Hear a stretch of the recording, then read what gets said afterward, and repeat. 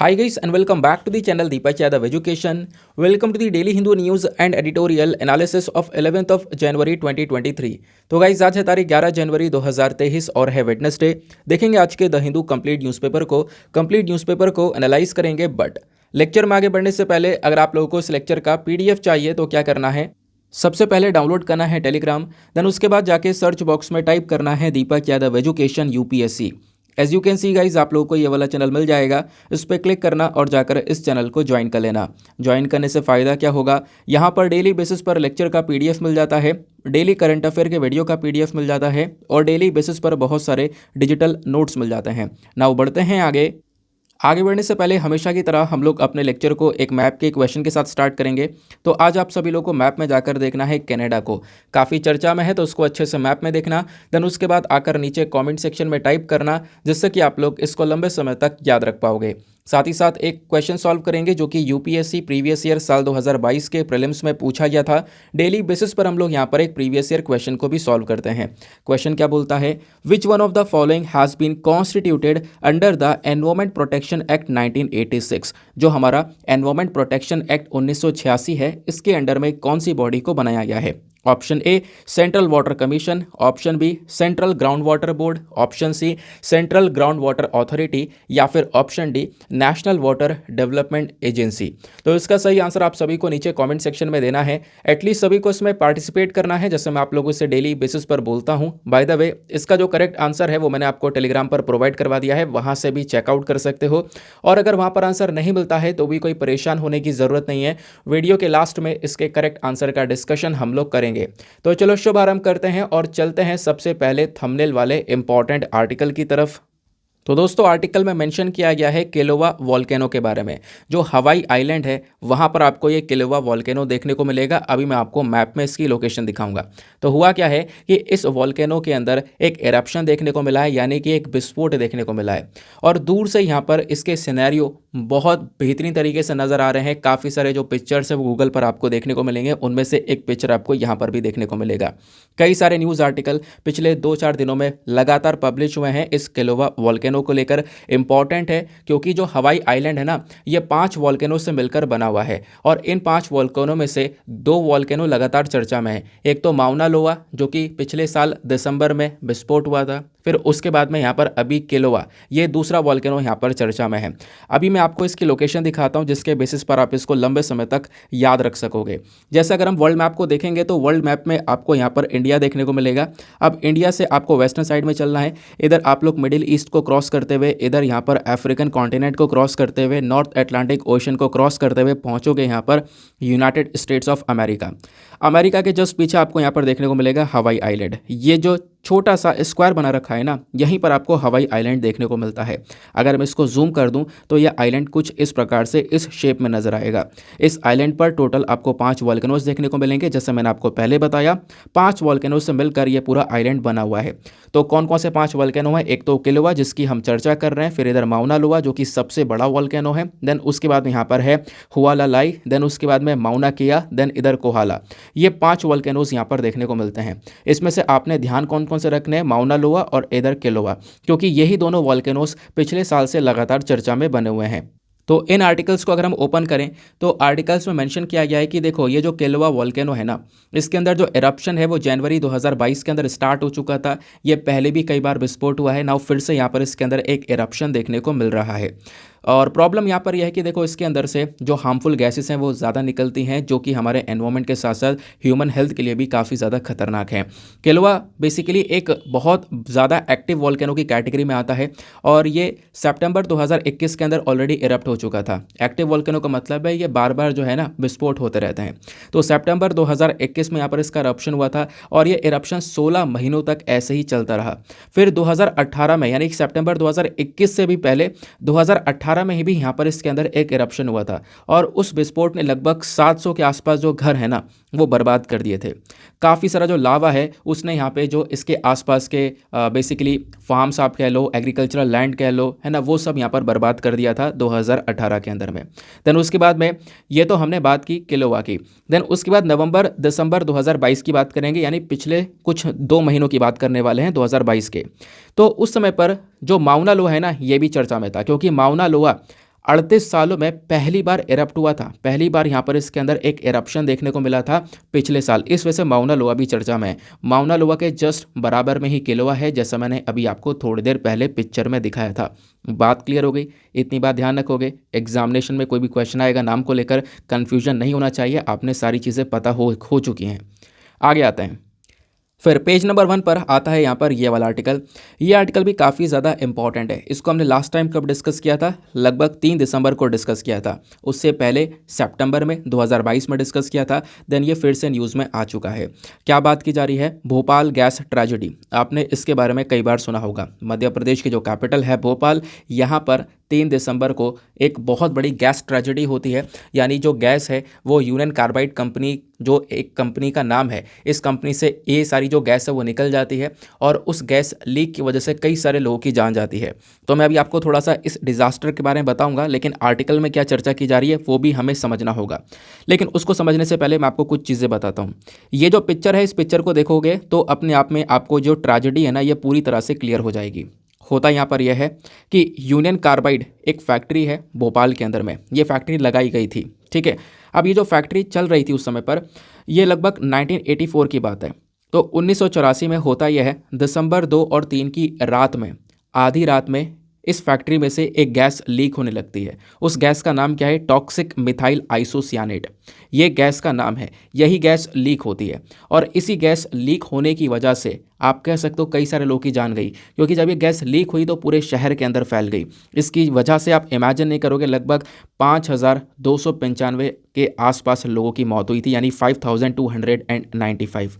और ये तो यहाँ पे मैंने आपको डेथ का रेट बताया। उसके बाद इससे कई गुना ज़्यादा लोग इंजर्ड हो गए थे। लगभग 5,68,290 लोग, 292 जो लोग हैं वो यहाँ पर इंजर्ड हुए थे। ये तो मैंने आपको यहाँ पर ह्यूमन के बारे में बताया। उसके बाद जो एनिमल्स हैं, बहुत सारी जो गाय भैंस हैं, उनकी भी जान गई। साथ ही साथ में कई सारी जो प्रॉपर्टी हैं वो बर्बाद हो गई थी। लगभग यहाँ पे 5,000 से ज़्यादा लोगों की जो प्रॉपर्टीज़ है वो डैमेज हो गई थी इस पूरे के पूरे गैस लीक के चलते तहत। देन उसके बाद में जब ये सब कुछ हुआ तो ये जो यूनियन कार्बाइड कंपनी है ना, इन्होंने बेसिकली एक कंपनसेशन देने के लिए बोला, क्योंकि देना भी पड़ेगा। इतने सारे लोग यहाँ पर बुरे हाल हो चुका है उनका, तो एक कंपनसेशन देना बनता है। तो यूनियन कार्बाइड कंपनी ने कितना कंपनसेशन दिया था? $470 मिलियन का। ठीक है, तो 1989 में इस कंपनी के साथ में एक सेटलमेंट करके हमने इतना पैसा लिया। कितना? $470 मिलियन। इसको हम लोग अगर रुपीज़ में देखें तो 715 करोड़ के आसपास यहाँ पर ये जो रुपया है ना, इस कंपनी से लिया गया था। और ये जो रुपया है ये किन को देना था? जो भी यहाँ पर इस पूरे ट्रेजेडी के विक्टिम्स थे, जिन लोगों को यहाँ पर बुरी तरह से आप कह सकते हो जिन लोगों की मौत हुई है उनके परिवार को देना था, या जो लोग इंजर्ड हैं उनका ट्रीटमेंट करवाना था, उसके लिए यहाँ पर ये पैसा इन विक्टिम्स को देना था। लेकिन पिछले कुछ समय पर हुआ क्या है? देखो, इतने साल हो चुके हैं इस पर्टिकुलर इंसिडेंट को, इसमें से अभी भी कुछ पैसा जो है ना, ये सरकार ने इन लोगों तक नहीं पहुंचाया है। वो बात यहाँ पे सुप्रीम कोर्ट ने उठाई है।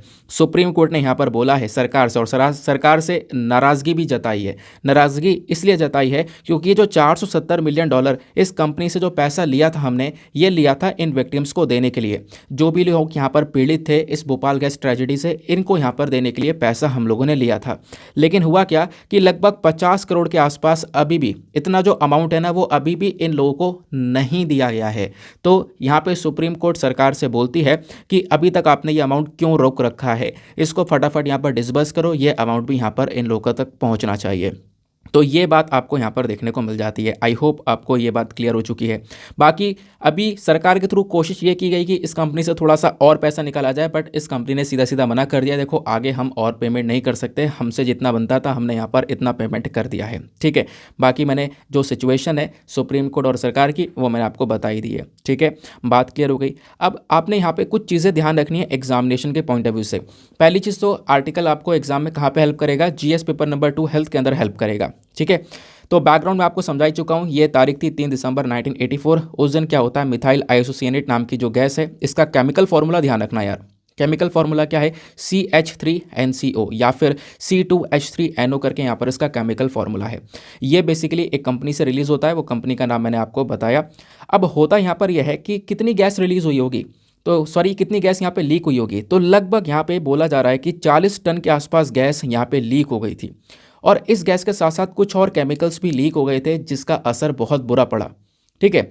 अब ये बात बताई जा रही है कि देखो गैस इतनी खतरनाक कैसे बन गई। बोला ये जाता है जब आप लोग विकिपीडिया पे या फिर ब्रिटानिका पे कहीं पर भी आप इनको डिटेल से पढ़ोगे, गैस ट्रेजेडी के बारे में डिटेल से पढ़ोगे ना, तो वहाँ पर एक चीज़ मेंशन की गई है कि ये जो गैस है मिथाइल आइसोसियानेट, अगर ये पानी से मिल जाए ना तो बहुत ज़्यादा बड़ा ये जहर बन जाता है। इंसान इसको सूंघते ही मर जाएगा, इतना ज़्यादा खतरनाक ये हो जाता है अगर ये पानी से मिल जाए। यही हुआ था, क्योंकि यहाँ पर इस कंपनी के अंदर में हुआ ये था कि नीचे यहाँ पर टैंक रखा हुआ था मिथाइल आइसोसियानेट का। जब आप आर्टिकल पढ़ोगे ना विकिपीडिया या ब्रिटानिका पे, तो वहाँ पर यही चीज़ें मेंशन की गई हैं। नीचे यहाँ पर टैंक रखा हुआ था किसका? मिथाइल आइसोसियानेट का। इसके ऊपर से पानी का पाइपलाइन जा रहा था। अब उसके अंदर लीक हो गया। लीक होने के बाद में यहाँ पर आप कह सकते हो कि ये जो कि वाटर की पाइपलाइन लीक होती है, वो पानी यहाँ पर गैस के साथ में मिक्स होता है।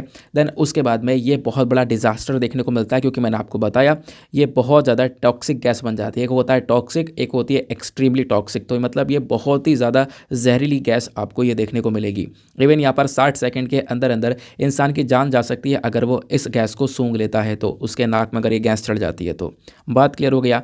और अभी तक का मतलब दुनिया भर में सबसे वर्स्ट केमिकल डिजास्टर माना जाता है भोपाल गैस ट्रेजेडी। ठीक है, ये कुछ चीज़ें हैं। एग्जामिनेशन में क्वेश्चन पूछा जा सकता है कि ये जो मिथाइल आइसोसियानेट है ये किसके साथ में मिल गया था भोपाल गैस ट्रेजेडी में, तो ध्यान रखना वाटर के साथ में ये मिल गया था। तो ऐसे क्वेश्चन आपसे बन सकते हैं। ये था हमारा पर्टिकुलर आर्टिकल। नेक्स्ट आर्टिकल पर आते हैं। नाउ अगले पेज पर आपको दो इंपॉर्टेंट आर्टिकल्स देखने को मिलेंगे, जिसमें से सबसे इंपॉर्टेंट आपको यहाँ पर ये वाला देखने को मिलेगा। इसको आप लोग GS paper number 3 defence and security के पॉइंट ऑफ व्यू से लिंक कर पाओगे। क्या बात की जा रही है? जो डीएसी है, that is defence acquisition council, इसने यहाँ पे परमिशन दे दी है कि हम लोग क्या करेंगे, कुछ डिफेंस सिस्टम्स को परचेज करेंगे, यानी कि कुछ ऐसे आइटम्स जो कि हमारे देश में ही बनाए हुए हैं हम उनको परचेज करेंगे। जैसे कुछ मिसाइल्स हो गई, इसमें नाग मिसाइल, ब्रह्मोस मिसाइल्स, ये चीज़ें हम लोग परचेज करने वाले हैं हमारी आर्मी फोर्सेस के लिए। इस वजह से ये न्यूज़ में है। तो डिफेंस एक्विजिशन काउंसिल एक ऐसी बॉडी है जिसको हमारे डिफेंस मिनिस्टर हेड करते हैं। डिफेंस मिनिस्टर कौन है? राजनाथ सिंह जी हैं। तो उन्होंने कल के दिन यहाँ पर ये अप्रूवल दिया है, क्योंकि आपने क्या करना पड़ता है, अपने कंट्री में कोई डिफेंस सिस्टम परचेज करना है, कोई यहाँ पर मिसाइल या कोई और यहाँ पर आपको वेपन परचेज करना है, तो उसके लिए डिफेंस एक्विजिशन काउंसिल का अप्रूवल चाहिए। तो हुआ क्या, इन्होंने बोला कि हम लोग 4,276 करोड़ रुपया खर्चेंगे। इतना रुपया खर्च करने के बाद में कई सारा सामान परचेज किया जाएगा, जैसे कि Nag Helina anti tank guided missile, यानी कि दुश्मन का जो टैंक होता है ना, उससे लड़ने के लिए या उसको उड़ाने के लिए यहाँ पर मिसाइल इस्तेमाल की जाती है, हेलिना मिसाइल। उसके बाद यहाँ पर इसके बाद लगभग आप कह सकते हो short range air defence system, जिसको हम लोग VSHORAD के नाम से जानते हैं, ये भी परचेज करेंगे। ब्रह्मोस क्रूज मिसाइल को परचेज किया जाएगा। साथ ही साथ में फायर कंट्रोल सिस्टम को परचेज किया जाएगा। ये जितनी भी चीज़ें परचेज की जाएंगी हमारे नेवल शिप्स के लिए यहाँ पर, और भी बेसिकली फायर कंट्रोल सिस्टम जो है वो नेवल शिप के लिए परचेज किया जाएगा। ये जितने भी आइटम्स आपको यहाँ पर देखने को मिल रहे हैं ना, जिनके नाम मैंने आपको बताए हैं अभी, ये सारे के सारे हमारे देश के अंदर ही बनाए गए हैं। ये सब यहाँ पर इंडिजीनियस डिज़ाइंस हैं, ये आपने ध्यान में रखना है। ठीक है, फिर उसके बाद में बताया गया कि ये इक्विपमेंट्स तो हम परचेज करेंगे, इसके साथ में जो इनको सपोर्ट करने वाले इक्विपमेंट्स होते हैं वो भी हम लोग परचेज करने वाले हैं। हेलिना और ध्रुव मिसाइल के बारे में मैं ऑलरेडी बता चुका हूँ। हेलिना और ध्रुव मिसाइल दोनों ही मिसाइल हमारे DRDO के थ्रू डेवलप की गई हैं, that is defence research and development organisation के थ्रू। ठीक है, हेलिना जो है हमारे आर्मी वेरिएंट है, आर्मी के लिए है, और ध्रुवास्त्र बेसिकली हमारी एयरफोर्स के लिए है, वो एयरफोर्स वेरिएंट कहलाता है। ठीक है, ये बात क्लियर हो गई। उसके साथ साथ यहाँ पर DAC ने एक और चीज़ परचेज करने के बारे में बोला है, वो है VSHORAD, जिसके बारे में मैंने आपको यहाँ पे बताया था। ये क्या है? ये एक और मिसाइल सिस्टम है, लेकिन ये मिसाइल सिस्टम थोड़ा खास है। होता क्या है, जो वैसा मिसाइल सिस्टम होता है वो थोड़ा भारी होता है, उसको कहीं पर ले जाया जाना काफ़ी मुश्किल हो जाता है। लेकिन ये वाला मिसाइल सिस्टम क्या होता है, कंधे पर रख के चलाया जाता है। आपने कई बार देखा होगा, जो ऑफिसर्स होते हैं, 2 ऑफिसर साथ में खड़े होंगे, उन्होंने पूरा स्टैंड जो है वो लगा रखा होगा, यहाँ पे मिसाइल जो है सिस्टम लगा रखा होगा, और वो बेसिकली यहाँ पर खड़े खड़े उस मिसाइल को दाग देते हैं, है ना। तो इस प्रकार का सिस्टम आपको ये देखने को मिलेगा। ठीक है, बात क्लियर हो गई। जिसको हम लोग मैन पोर्टेबल मिसाइल भी बोलते हैं, यानी कि हम इसको कहीं पर भी तैनात कर सकते हैं। कोई पहाड़ी इलाका है, वहाँ पर अपना मिसाइल डिफेंस सिस्टम जो ट्रक वाला होता है ना, उसको ले जाना थोड़ा मुश्किल पड़ जाएगा, वो काफ़ी हैवी भी होते हैं। तो इसमें यहाँ पर मैन पोर्टेबल मिसाइल, यानी कि जो इंसान कैरी कर सकता है, वो वाला मिसाइल सिस्टम जो बेसिकली यहाँ पर है, हम लोग उसको तैनात कर सकते हैं। खासकर बहुत बड़े टेरेन के ऊपर, बहुत ज़्यादा पहाड़ी इलाकों में, या फिर बहुत ज़्यादा जहाँ पर हमारी जो बड़े बड़े सिस्टम्स नहीं पहुँच सकते, वो वहाँ पर छोटा सिस्टम पहुँच सकता है। ठीक है, तो बेसिकली यहाँ पर इसके ऊपर भी अभी के समय पर फोकस किया किया जा रहा है। बात क्लियर हो गई। फिर उसके साथ डीएसी ने एक और चीज़ का अप्रूवल दिया है, ब्रह्मोस लॉन्चर हो गया और एफसीएस हो गया, यानी ब्रह्मोस लॉन्चर और साथ ही साथ में जो फायर कंट्रोल सिस्टम है ना, ये बेसिकली हम लोग ले रहे हैं अपने शिवालिक क्लास ऑफ शिप्स के लिए, जो जहाज़ हैं शिवालिक क्लास के, उनके लिए यहाँ पर लिया जा रहा है। उसके बाद में नेक्स्ट जनरेशन जो मिसाइल वेसल्स हैं वो भी लिए जा रहे हैं फॉर द नेवी। तो इन सब चीज़ों का यहाँ पर अप्रूवल दिया है ताकि हम अपने जो भी हमारी नेवी है, हमारी आर्मी, हम उसको और ज़्यादा स्ट्रॉन्ग कर सकें, उनको यहाँ पर ये इक्विपमेंट्स को प्रोवाइड करवाएं। ठीक है, ये तो आपने करंट इशू पढ़ लिया। थोड़ा सा बैकग्राउंड डेटा पढ़ लो। ये मिसाइल्स तो लगातार चर्चा में रहती हैं, तो आपने इसके बारे में इतनी खास बातें ध्यान रखनी नहीं है। ये किस किस ने डेवलप करी हैं वो सारी बातें मैंने आपको बता दी हैं, है ना। हेलिना, फिर उसके बाद में यहाँ पर जो दूसरी मिसाइल थी ध्रुव, ये किसने बनाई हैं, डीआरडीओ ने बनाई हैं, ये कौन सा वेरिएंट है, ये सब कुछ हमने इसी आर्टिकल में डिस्कस कर लिया। उसको मैंने यहाँ पे हाईलाइट भी कर दिया इंपॉर्टेंट चीज़ों को। लेकिन बात ये आती है कि इसमें एक और चीज़ रह जा रही है जो इस आर्टिकल में नहीं मेंशन है और वो एग्जाम में पूछी जा सकती है। वो क्या है? वो है डीएसी, डिफेंस एक्विजिशन काउंसिल। ये जो बॉडी है इसके बारे में पढ़ लेना, क्योंकि ये हमेशा चर्चा में रहती है। जीएस पेपर नंबर 3 से लिंक कर पाओगे, मैं आपको ऑलरेडी बता चुका हूँ। डिफेंस एक्विजिशन काउंसिल की बात करेंगे तो हमारे पूरे डिफेंस मिनिस्ट्री के अंदर एक सबसे बड़ी डिसीजन मेकिंग बॉडी है। मेजर डिसीजंस यहाँ पर यही लेती है कि हमारी आर्मी, नेवी, एयरफोर्स को क्या क्या चीज़ों की ज़रूरत है, यानी कि कौन कौन से हथियार हम लोग को खरीदने हैं, वो सारे डिसीजन जो है ना डीएससी के पास में रहते हैं, ये ध्यान रखना। साथ ही साथ में जो हमारा इंडियन कोस्ट गार्ड होता है उसके भी इंपॉर्टेंट डिसीजंस यहाँ पर डीएससी ही लेता है।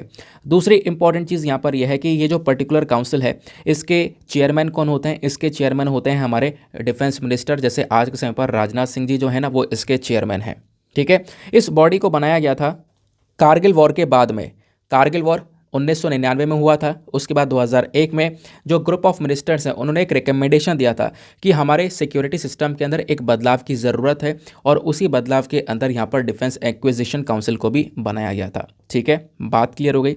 आते हैं अगले आर्टिकल पर।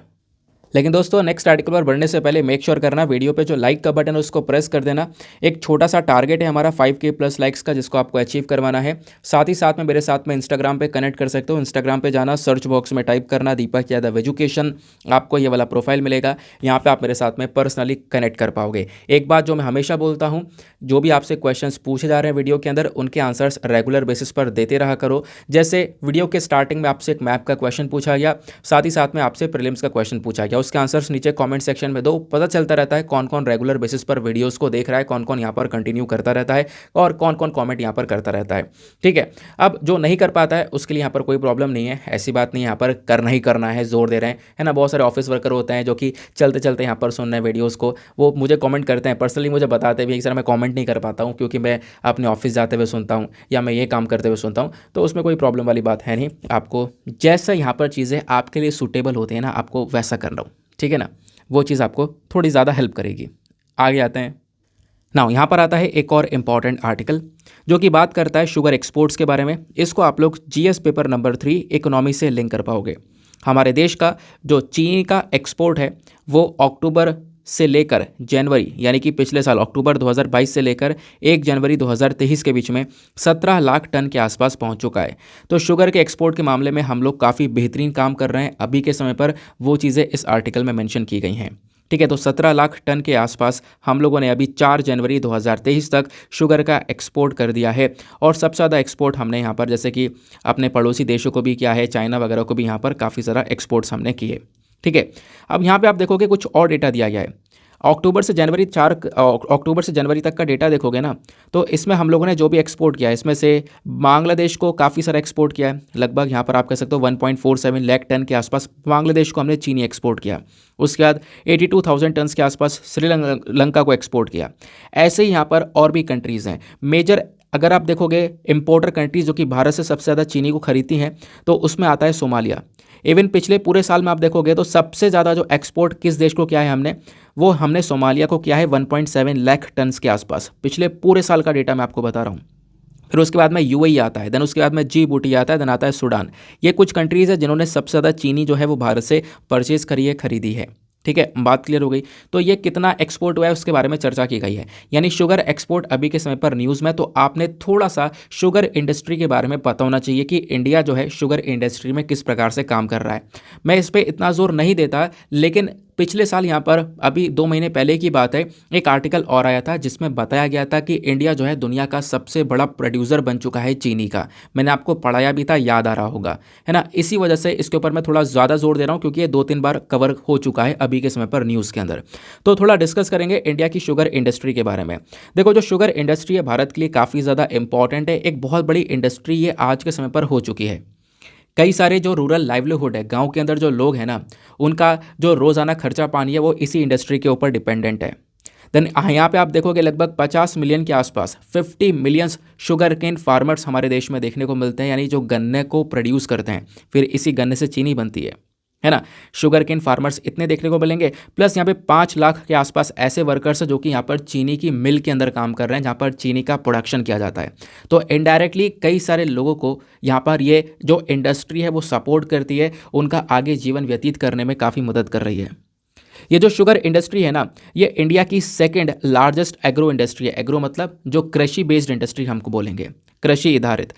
तो यहाँ पर आप कह सकते हो कृषि बेस्ड इंडस्ट्री में बात करेंगे तो शुगर इंडस्ट्री सेकंड लार्जेस्ट है। इससे पहले कौन सी आती है, वो इससे पहले आती है कॉटन इंडस्ट्री। ठीक है, कॉटन के बाद शुगर सेकंड नंबर पर।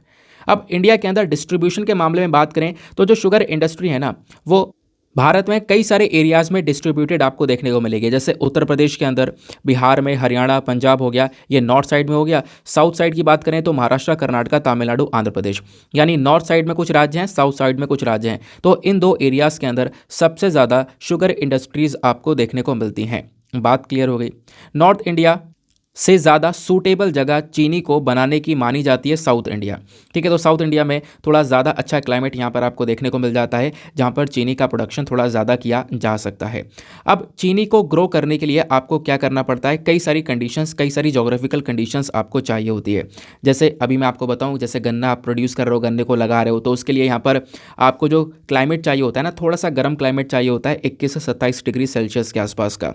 बारिश लगभग 75 से 100 सेंटीमीटर के आसपास। कौन सी मिट्टी चाहिए होती है, डीप रिच लोमी सॉइल यहाँ पर आपको चाहिए होता है। ठीक है, गन्ने को प्रोड्यूस करने के लिए। और गन्ना सबसे ज़्यादा उगाया कहाँ कहाँ पे जाता है, तो महाराष्ट्र और कर्नाटका, ये तो आपको यहाँ पे साउथ के देखने को मिल जाएंगे। नॉर्थ में आपको उत्तर प्रदेश देखने को मिलेगा। ये 3 पर्टिकुलर स्टेट्स है जहाँ पर सबसे ज़्यादा गन्ने का प्रोडक्शन किया जाता है। हाल ही में यहाँ पर ये क्यों चर्चा में था, हाल ही में इसलिए चर्चा में था क्योंकि इंडिया जो है ना, दुनिया का सबसे बड़ा प्रोड्यूसर और कंज्यूमर बन चुका है चीनी का। इवन यहाँ पर वर्ल्ड के सेकंड लार्जेस्ट हम एक्सपोर्टर भी बन चुके हैं, क्योंकि हमारे यहाँ पे प्रोडक्शन बहुत ज़्यादा हुआ है। पिछले साल प्रोडक्शन 5,000 लाख मैट्रिक टन के आसपास यहाँ पर हुआ। तो इस प्रोडक्शन की वजह से इंडिया जो है ना, काफ़ी बड़े लेवल पर आ चुका है इस चीनी के मामले में। बात क्लियर हो गई।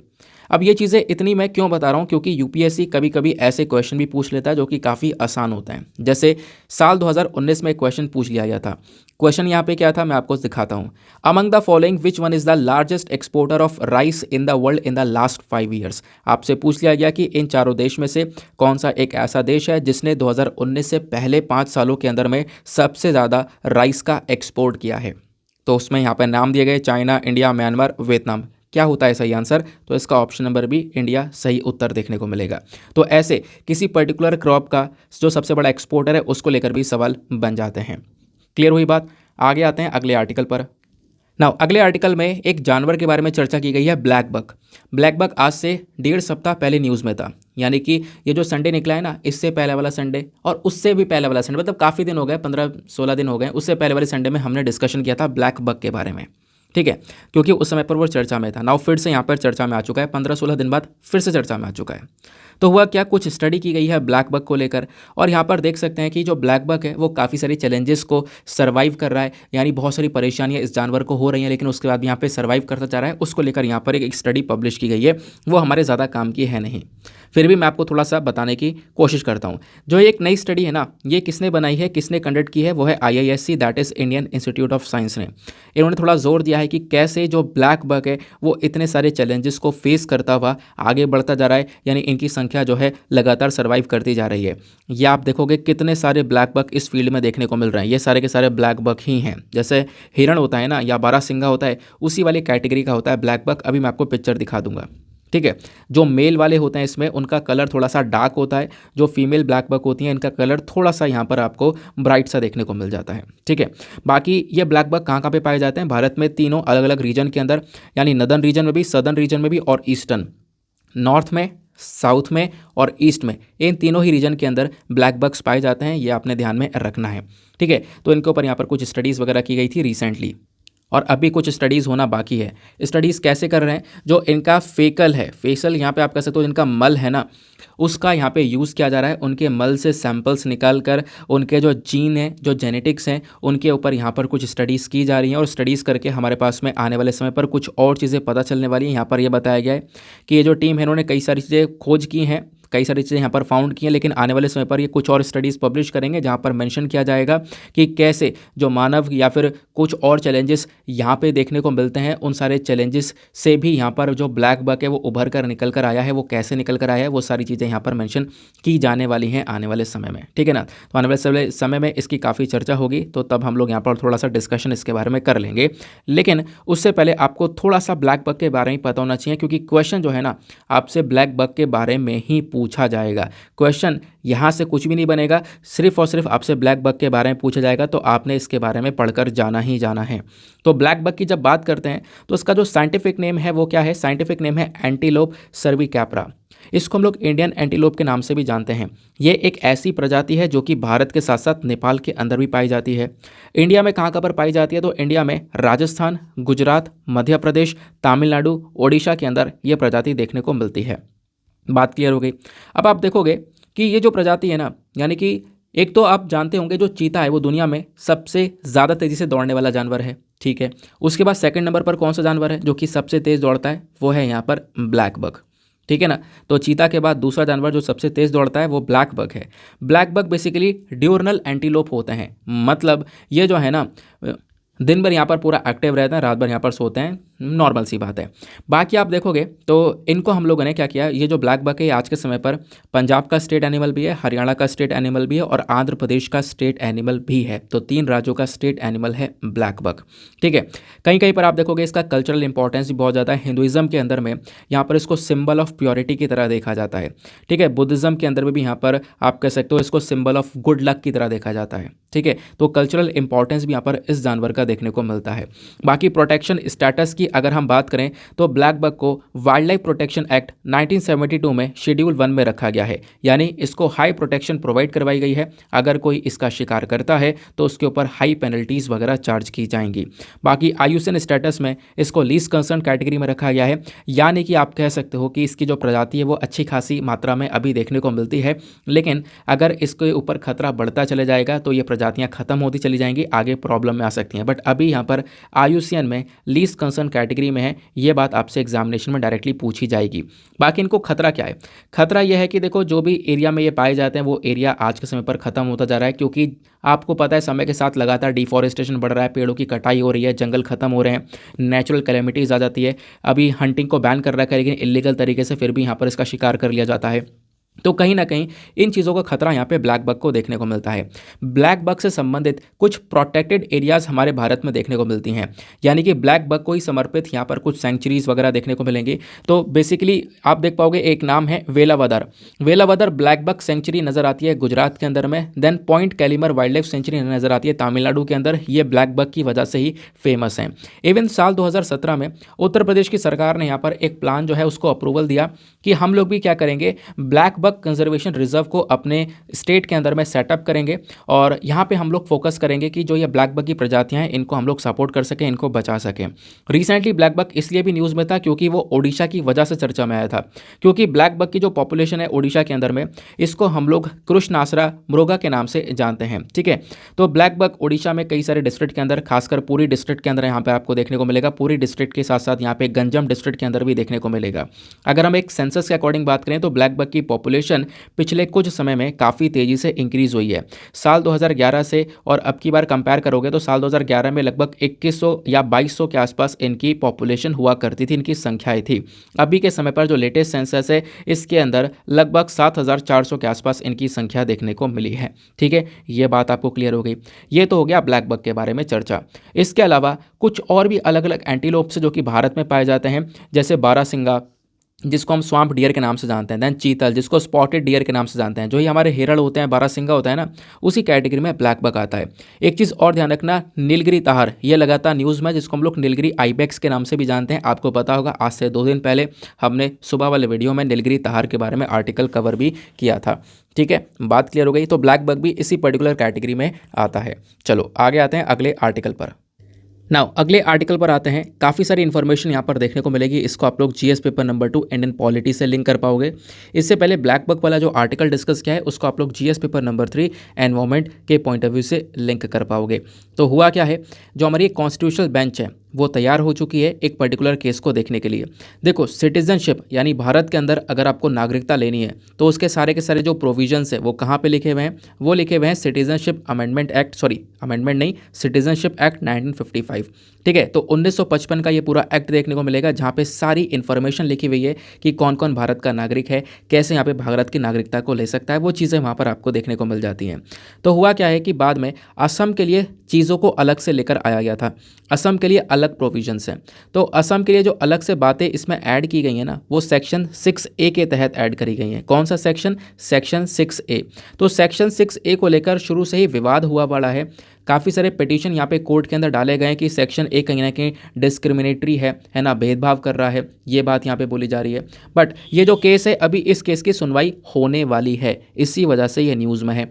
कब होगी? तो यहाँ पे जो कॉन्स्टिट्यूशनल बेंच है ना, इन्होंने इस केस को बोल दिया है कि हम 14 फरवरी से इसकी सुनवाई करेंगे। तो 14 फरवरी से यहाँ पर इसकी केस की सुनवाई की जाएगी और जितनी भी पार्टीज़ उनको समय दिया गया है कि आप अपने अपने जो भी रिकॉर्ड्स है वो तैयार कर लो, जो भी आपने बातें रखनी है वो 14 तारीख से अपनी बातें रखना स्टार्ट करना। ठीक है, वो बात यहाँ पर बताई जा रही है। लेकिन हम समझते हैं कि आखिरकार ये सिटीजनशिप एक्ट जो है 1955 वाला, इसके अंदर सेक्शन 6A जो है ये क्या बोलता है, असम के लिए है ये स्पेशली, तो क्या बोलता है, प्लस असम को लेकर इतना बड़ा बवाल क्यों चल रहा है, सिटीजनशिप को लेकर असम के अंदर लंबे समय से डिस्प्यूट चलते हैं, वो क्यों चल रहे हैं, वो सारी बातें एज अ बैकग्राउंड इन्फॉर्मेशन हम डिस्कस करते हैं। वो आपको बहुत अच्छे से क्लियर होनी चाहिए, क्योंकि क्वेश्चन यहाँ से बनेगा और ये नहीं पता होगा तो आर्टिकल आपको बिल्कुल भी समझ में नहीं आएगा, ना आज समझ में आएगा ना आने वाले समय पर समझ में आएगा। तो आने वाले समय पर इसकी सबसे ज़्यादा चर्चा होगी, इस वजह से आपको जो मैं आप बताने वाला हूँ वो अच्छे से ध्यान से सुनना होगा। चलो डिस्कस करेंगे असम के अंदर सिटीजनशिप के बारे में। तो जब हम असम की बात करते हैं तो असम यहाँ पर एक ऐसा राज्य था जिसके अंदर बहुत ज़्यादा इलीगल माइग्रेशन हुआ है। यानी कि आप देखोगे, जैसे इंडिया की मैं बात करूँ तो इंडिया का जो वॉर है 1971 वाला वॉर हुआ, 1971 के वॉर में आपको पता है बांग्लादेश एक देश बनकर आता है। यानी कि बांग्लादेश ना 1971 से पहले तो ईस्ट पाकिस्तान के नाम से जाना जाया करता था, लेकिन जो 1971 का वॉर हुआ वहाँ पर ये ईस्ट पाकिस्तान ख़त्म होकर बांग्लादेश बन गया। बात क्लियर हो गई। तो ये जो पूरा वॉर चला ना, इस पूरे युद्ध के अंदर में इतने लोग परेशान हुए और काफ़ी सारे लोग यहाँ से माइग्रेट होकर, यानी यहाँ पर अपना देश छोड़कर इंडिया के अंदर नॉर्थ ईस्टर्न स्टेट्स के अंदर एंट्री लेने लगे और नॉर्थ ईस्टर्न स्टेट्स में खासकर असम के अंदर यहाँ पर ये जाकर बसने लगे। यानी इलीगल माइग्रेशन, अवैध तरीके से यहाँ पे माइग्रेट करने लगे, बिना किसी पासपोर्ट डॉक्यूमेंट के इन्होंने यहाँ पर माइग्रेशन किया और असम के अंदर पहुँच गए। ठीक है, बात क्लियर हुई। ऐसा कई बार यहाँ पर देखने को मिला, बीच बीच में कई बार अलग अलग देशों में डिस्प्यूट होते रहे, चाहे वो बांग्लादेश हो चाहे वो म्यांमार हो। यहाँ से लोग निकल कर नॉर्थ ईस्टर्न स्टेट्स में, यानी भारत के नॉर्थ ईस्ट इंडिया में पहुँचते हैं और खासकर असम के अंदर जाकर वहाँ पे रह रहे हैं। तो असम ने पिछले कुछ समय में लार्ज स्केल में इलीगल माइग्रेशन देखा है, वो बात यहाँ पे बताई गई। अब जब इलीगल माइग्रेशन हो रहा है तो वो लोगों की संख्या बढ़ती जा रही है। असम के अंदर जो खुद के वहाँ पे रहने वाले लोग हैं ना, उनको बहुत परेशानियाँ हो रही हैं, उनका सेटलमेंट प्रॉपरली नहीं हो पा रहा है। तो इस वजह से असम में एक समय पर लंबे समय से प्रोटेस्ट भी चलता आ रहा है। वो प्रोटेस्ट कौन सा है वो भी मैं आपको समझाऊंगा। तो हुआ क्या कि जब ये हालात असम में हो रहे थे तो इसकी चक्कर में 1979 से, क्योंकि 1971 के मैंने आपको बताया ना 1971 में वॉर हुई, उसके बाद से इलीगल माइग्रेशन बहुत ज़्यादा होने लगा असम में। तो उसके बाद असम ने डिसाइड किया, यहाँ पर 6 साल का लंबा एक मूवमेंट चलता है, 1979 से लेकर 1985 तक पूरा मूवमेंट चलता है। इस मूवमेंट में असम ने क्या किया, असम की मांग यह है कि इलीगल माइग्रेंट्स जो भी आकर बस गए हैं असम में, इनको वापस से इनके देश भेजा जाए, क्योंकि ये यहाँ पर जो असम में खुद के रहने वाले लोग हैं उनको परेशानियाँ पहुँचा रहे हैं। ठीक है ना, उनका सेटलमेंट प्रॉपरली नहीं हो पा रहा है। तो जो भी इलीगल तरीके से आए हैं, जिस देश से आए हैं, उनको वापस से भेजा जाए। जैसे बांग्लादेश से कोई आया तो उसको वापस से उसके देश में भेजा जाए। ये बेसिकली असम के अंदर लगभग 6 साल का पूरा मूवमेंट चला था।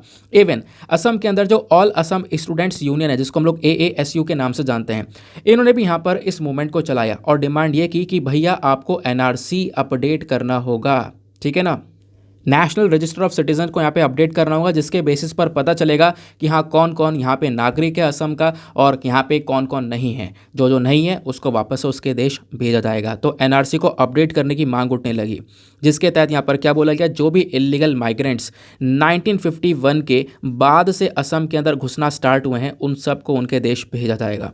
तो असम के अंदर अब इस मूवमेंट ने एक बहुत बड़ी दौर पकड़ ली थी। लगातार ऐसे मूवमेंट यहाँ पर चलते हुए चले और फिर उसके बाद में जब हालात ज़्यादा ख़राब होने लगे ना, तो असम अकॉर्ड आता है 1985 का। 1985 का जो ये अग्रीमेंट है, इसको साइन किया गया था मूवमेंट लीडर्स के थ्रू, यानी असम के अंदर जो लीडर थे जो कि मांग कर रहे थे भैया इलीगल माइग्रेंट को वापस से उनके देशों में भेजा जाए, वो लीडर एक तरफ और राजीव गांधी जी की सरकार एक तरफ, इन दोनों ने मिलकर यहाँ पर बेसिकली इस असम अकॉर्ड को साइन कर लिया था।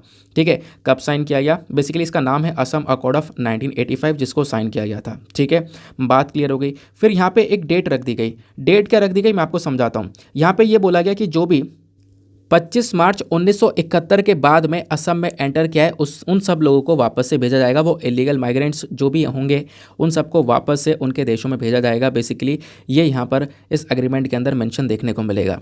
ठीक है, बात क्लियर हो गई। लेकिन आपको पता होना चाहिए एक कट ऑफ डेट यहाँ पे जो रखी गई थी ना, वो कट ऑफ डेट ये थी कि यहाँ पे ये बोला गया कि 1971 वाली डेट मैंने आपको बताई कि 1971 25 मार्च, इसके बाद से अगर कोई व्यक्ति असम में एंटर किया है, बाहर से आया है, तो उनको वापस से डिपोर्ट किया जाएगा उनके देशों के अंदर में। लेकिन हमारा संविधान जो है ना, जब नागरिकता देता है तो कोई और तारीख मेंशन करता है, वो मेंशन करता है 1949 की, है ना। जब हमारा संविधान यानी जब हम लोग बात करते हैं अपने पूरे देश की, तो संविधान के अंदर जो आर्टिकल 5 और आर्टिकल 6 है, ये यहाँ पे कौन सी डेट देता है, इसकी कट ऑफ डेट है 19 जुलाई 1949 कि 19 जुलाई 1949 से पहले वाले जो लोग हैं जो इंडिया में हैं, है ना, वो बेसिकली यहाँ पर इंडिया में आए भी हैं तो वो इंडिया के नागरिक हैं। इसके बाद वाले यहाँ पर बाहर के नागरिक आपको देखने को मिलेंगे। तो बेसिकली क्या होता है, जो सिटीजनशिप एक्ट होता है 1955 का, उसी में ही सारी चीज़ें लिखी हुई हैं कैसे कैसे कौन भारत का नागरिक बन सकता है। लेकिन इस एक्ट के अंदर हमने कुछ चेंजेस करे। चेंजेस करने के बाद में हमने क्या किया, इसमें सेक्शन 6A को हमने ऐड कर दिया, क्योंकि आपको पता है चेंजेस करने के बाद में आप कुछ एडिशन कर सकते हो। तो सेक्शन 6 के अंदर सेक्शन 6A को बेसिकली इसके अंदर एक नया सेक्शन के तौर पर ऐड किया गया। अब ये सेक्शन 6A क्या बोलता है मैं आपको समझाता हूँ। ये सेक्शन केवल और केवल असम के अंदर एप्लीकेबल होता है। ध्यान रखना, आपसे सवाल पूछा जाए सेक्शन 6A कौन से स्टेट के लिए, असम के लिए, असम पे ही केवल और केवल लागू होता है। ठीक है, अब आप देखो ये सेक्शन 6A ये बोलता है कि जितने भी लोग हैं इंडियन ओरिजिन के हैं, वो असम में अगर 1 जनवरी 1966 से पहले एंटर करें हैं, असम में 1 जनवरी 1966 से पहले एंटर करें हैं, वो बेसिकली असम के सिटीज़न कहलाएंगे, है ना। बेसिकली यहाँ पर इंडियन सिटीजन्स कहलाएंगे जो भी 1 जनवरी 1966 से पहले आए हैं। लेकिन जो भी लोग 1 जनवरी 1966 के बाद और 25 मार्च 1971 से पहले, ये 2 तारीखें ध्यान रखना, 1966 की 1 जनवरी और 25 मार्च की 1971, जब ये वॉर हुआ था, इसके बीच का जो टाइम पीरियड होगा ना, इसके बीच के टाइम पीरियड में जितने भी लोग असम में एंटर किए हैं उनको भी सिटीजनशिप मिल जाएगी, लेकिन यहाँ पर 10 साल बाद। ठीक है, और इस पर्टिकुलर टाइम पीरियड के अंदर में उनको कोई भी हक नहीं होगा कि वो वोट वगैरह दे सकें, बस खाली उनको इंडियन पासपोर्ट दिया जा सकता है बस। ठीक है, लेकिन इनको सिटीजनशिप दी जा सकती है 10 साल बाद, ध्यान रखना। लेकिन अब एक लास्ट डेट है 1971 की जो कट ऑफ डेट है, इसके बाद जो होगा उसके लिए कोई भी प्रोविजन नहीं है, उसको यहाँ पे कोई भी नागरिकता नहीं मिलेगी। मैं आपको एक बार फिर से रिवीजन करवा देता हूँ। 1 जनवरी 1966 से पहले यहाँ पर जो भी लोग असम में एंटर किए हैं बेसिकली वो कहीं ना कहीं ऑर्डिनरी सिटीजन्स है, वो सब इंडियन सिटीजन्स देखने को मिलेंगे। और फिर 1966 के बाद और 1971 से पहले का जो टाइम पीरियड है, इस टाइम पीरियड के अंदर में जितने भी लोग हैं, जितने भी लोग यहाँ पर एंटर किए हैं, उनको भी सिटीजनशिप दी जाएगी, लेकिन 10 साल के टाइम पीरियड के बाद में। 10 साल के बाद यहाँ पर उनको सिटीजनशिप दी जाएगी, वो यहाँ पे रह रहे होंगे। उस टाइम पीरियड के अंदर उनको वोट वगैरह का कोई हक नहीं होगा, केवल और केवल उनको इंडियन पासपोर्ट दिया जा सकता है। बात क्लियर हो गई। लेकिन जब ये सारे प्रोविजंस आ गए थे, अब यहाँ पे असम में चीज़ें शांत हो रही थी कि हाँ बिल्कुल अब जो इलीगल लोग आए हुए हैं ना, इनको हम वापस से डिपोर्ट कर पाएंगे, अब असम में जगह खाली हो पाएगी। लेकिन होता यहाँ पर यह है, असम सन मिलिशिया महासंगठन, ठीक है, महासंघ यहाँ पर ये आपको देखने को मिलेगा। ये जो पर्टिकुलर बॉडी है 2014 की, इन्होंने यहाँ पर क्या बोला, इन्होंने बेसिकली इस अमेंडमेंट को चैलेंज कर दिया।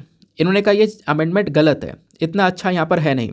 क्यों? क्योंकि आपने कट ऑफ डेट क्या रख दी है, 1971, 1971 की आखिरी तारीख रखी है। आपको यहाँ पर 1951 रखना चाहिए था, 1951 यहाँ पर तारीख रखना चाहिए था। यानी 1951 के बाद जो भी लोग यहाँ पर असम में एंटर करें उन सबको वापस भेजो। हम ये नहीं चाहते 1971, क्योंकि 1951 से 1971 ये ज़्यादा बड़ा एक और टाइम पीरियड हो गया। इसके अंदर जितने लोग आए होंगे उन सबको भी यहाँ पर ये नागरिकता मिल जाएगी, आपको पता है 10 साल बाद। लेकिन यहाँ पे ये बोला गया कि आपको 1971 की जगह 1951 रखना चाहिए था। 1951 रखो, जिससे 1951 के बाद जो इलीगल माइग्रेंट्स होंगे, यानी ज़्यादा से ज़्यादा लोगों को डिपोर्ट किया जा सके, ज़्यादा से ज़्यादा लोगों को यहाँ पर उनके देश भेजा जा सके। ये बेसिकली यहाँ पर टारगेट था इस पर्टिकुलर चीज़ के अंदर में। फिर बाद में इसी चीज़ को सपोर्ट करने लगे कि हाँ बिल्कुल ऐसा होना चाहिए। तब से ये केस जो है ना लगातार चर्चा में है। 5 जज की जो बेंच है सुप्रीम कोर्ट के अंदर, वो अभी तक यहाँ पर सेक्शन 6A को देख रही है, इसकी कॉन्स्टिट्यूशनलिटी को देख रही है ना। ये बात यहाँ पे बताया गया। तो यही जो पर्टिकुलर केस है ये आगे भी अब देखा जाएगा, यानी कि 14 फरवरी से यहाँ पर इसकी सुनवाई होगी। क्या होता है क्या नहीं होता है वो आगे पता चलेगा। सेक्शन 6A के अंदर फिर से कोई बदलाव होता है या नहीं होता है वो आगे हमें पता चलेगा। आई होप आपको ये सारी बातें बहुत ही सिंपल से शब्दों में समझ में आ चुकी होंगी। जितना भी मैंने आपको बैकग्राउंड डेटा बताया है ना, ये आपका बहुत काम का है, ठीक है ना। ये सब सारी इन्फॉर्मेशन आपको, एडिशनल इन्फॉर्मेशन है वो सब आपको टेलीग्राम पर मिल जाती है PDF के अंदर में। जब आप PDF डाउनलोड करोगे ना, तो उसके साथ साथ एक ऐप को डाउनलोड कर लेना दोस्त, जिसका नाम है एडोब एक्रोबैट। प्ले स्टोर से इस ऐप को डाउनलोड करना। इस ऐप में इस पर्टिकुलर PDF को ओपन करना। ये आपको जो छोटे छोटे पॉइंट्स हैं, ये जो सिंबल्स हैं येलो कलर के, वो नज़र आएंगे और उन सभी सिंबल्स के अंदर से आप ये सारा का सारा डेटा निकाल सकते हो। अब आप सोचोगे सर आप प्रिंट वाला PDF क्यों नहीं दे रहे हो? देखो वैसा PDF जनरेट करने में पता है बहुत स्लाइड लग जाएंगी। लगभग यहाँ पर जितनी इन्फॉर्मेशन मैं इस PDF में दे पाता हूँ, उतनी इन्फॉर्मेशन अगर स्लाइड्स के ऊपर कॉपी पेस्ट करके पढ़ोगे ना, तो कम से कम आपको 200 स्लाइड्स चाहिए होंगी। तो वो बेसिकली इम्पॉसिबल हो जाएगा। आप देख के यहाँ पर चकरा जाओगे, यार इतना रिवीजन करना है, ये करना है, वो करना है। तो ये स्लाइड्स थोड़ी सी ज़्यादा बेटर लगती हैं। यार ये वाली जो PDF मैं आपको देता हूँ थोड़ी ज़्यादा बेटर होती है, इसमें ज़्यादा इन्फॉर्मेशन भी आ पाती है। लोगों का 1.5 घंटा 2 घंटे का वीडियो आता है द हिंदू का, और यहाँ पर मैं 1 घंटा 10 मिनट इसके बीच में यहाँ पर वीडियो को मैनेज करता हूँ। दोनों वीडियोस को आप कंपेयर कर लेना, जिसके वीडियो आप कंपेयर करना चाहते हो, आपको कई गुना ज़्यादा इन्फॉर्मेशन मिल जाती है यहाँ पर। यानी कि हम न्यूज़पेपर को पूरी तरह से निचोड़ने की कोशिश करते हैं, चाहे वो एडिटोरियल हुआ, चाहे वो टेक्स्ट एंड कॉन्टेक्स्ट हुआ, चाहे वो छोटे आर्टिकल्स हुए, with the proper background information. आप कंपैरिजन करना चाहो तो कर सकते हो, ठीक है।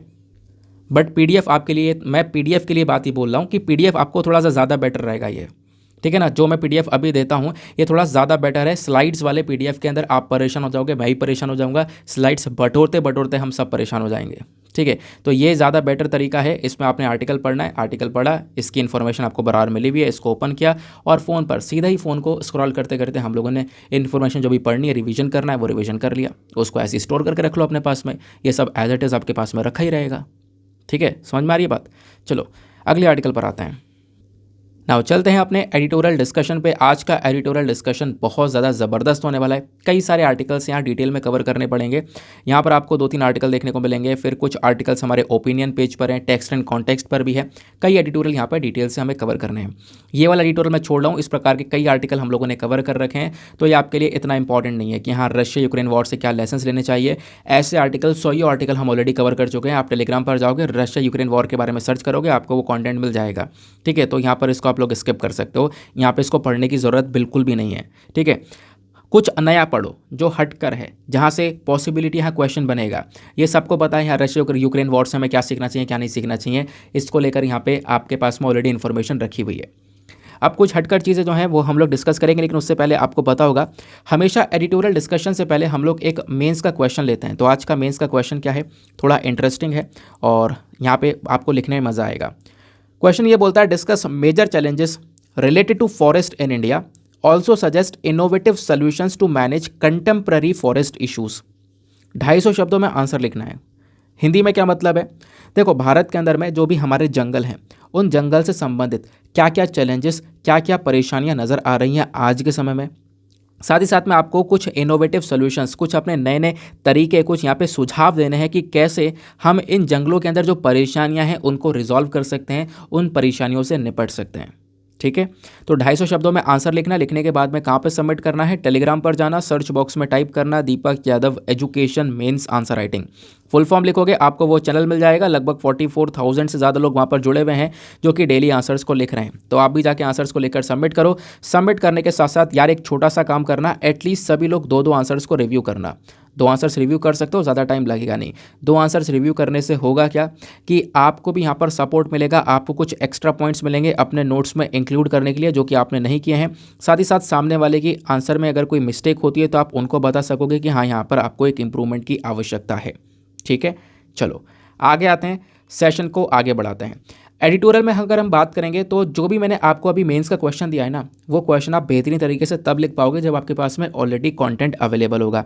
तो हमारे पास में एक नया एडिटोरियल आया है, वो बेसिकली मैंने दूसरे अखबार से उठाया है, बिजनेस लाइन से। वहीं पर इस फॉरेस्ट के बारे में सारी चर्चा की गई है। तो मैं आपको पहले वो समझाऊंगा, उसको अच्छे से सुनना है, देन उसके बाद इस क्वेश्चन का आंसर देना है। ये आप देख पाओगे बिजनेस लाइन, जो कि बेसिकली द हिंदू का ही बेसिकली एक इनिशिएटिव है बिजनेस लाइन का। तो यहाँ पे ओपिनियन पेज पर एक एडिटोरियल आया है जो कि बात करता है फॉरेस्ट कंजर्वेशन के बारे में, फॉरेस्ट प्रोटेक्शन के बारे में। अश्विनी चैटरी साहब ने यहाँ पर लिखा है, तो डिस्कस करेंगे डिटेल से आखिरकार क्या है यहाँ पर इनके इंपॉर्टेंट पॉइंट ऑफ व्यूज़। तो इस एडिटोरियल के सारे जो इंपॉर्टेंट पॉइंट्स है वो आपको यहाँ पर स्क्रीन पर नीचे की साइड में नजर आएंगे। जब हम बात करते हैं जंगलों की, तो इंडिया का जितना भी लैंड एरिया है उसका 24.62% जो लैंड है ना, वो बेसिकली जंगल का देखने को मिलेगा। तो 24% तक आप कह सकते हो कि जो जितना भी लैंड एरिया है उस पर जंगल नजर आएंगे, पेड़ पौधे आपको दबा कर देखने को मिलेंगे। ठीक है, तो इंडिया का जो फॉरेस्ट है काफ़ी डाइवर्स फॉरेस्ट आपको देखने को मिलेगा। अब आप देखोगे कि हमारा जो इकोसिस्टम है ना, ये बहुत बेहतरीन तरीके से काम करता है, हमारे एनवायरनमेंट को बचाने का काम करता है। इसके कई सारे फ़ायदे हैं। यहाँ पे अलग अलग प्रकार के जो प्लांट्स हैं जिनका हम दवाइयों में इस्तेमाल करते हैं, अलग अलग प्रकार के जानवर पाए जाते हैं जो कि हमारे एनवायरनमेंट के लिए बहुत ज़्यादा ज़रूरी हैं, है ना। तो इस वजह से जंगल बहुत ज़्यादा ज़रूरी है। लेकिन हुआ क्या, इंडिया के अंदर जो फॉरेस्ट है ना, इनमें पिछले समय पे कुछ बहुत ज़्यादा खतरा जो है वो बढ़ चुका है। खतरा क्या है कि यहाँ पर इलीगल लॉगिंग हो रही है। लॉगिंग मतलब पेड़ों की कटाई की जा रही है, अवैध तरीके से माइनिंग की जा रही है ना। जो वहाँ का लैंड है, यानी कि जो बेसिकली जो फॉरेस्ट लैंड है उसको एग्रीकल्चर लैंड में बदल दिया जा रहा है। वहाँ पे लगातार अर्बन डेवलपमेंट चल रहा है, घर बन रहे हैं, इंफ्रास्ट्रक्चर प्रोजेक्ट्स लग रहे हैं, जिसके चक्कर में जो हमारे फॉरेस्ट हैं वो लगातार डिटोरेट होते चले जा रहे हैं। अगर मैं बात करूँ जो इंडियन गवर्नमेंट है, इन्होंने यहाँ पर क्या किया है, बहुत सारे तरीके जो हैं यहाँ पर अपनाए हैं जिसमें हम लोग कोशिश कर रहे हैं अपने जंगलों को बचाने की, है ना। कई सारे तरीके यहाँ पर अपनाए हैं जंगलों को बचाने के लिए, वो तरीके भी हम समझेंगे।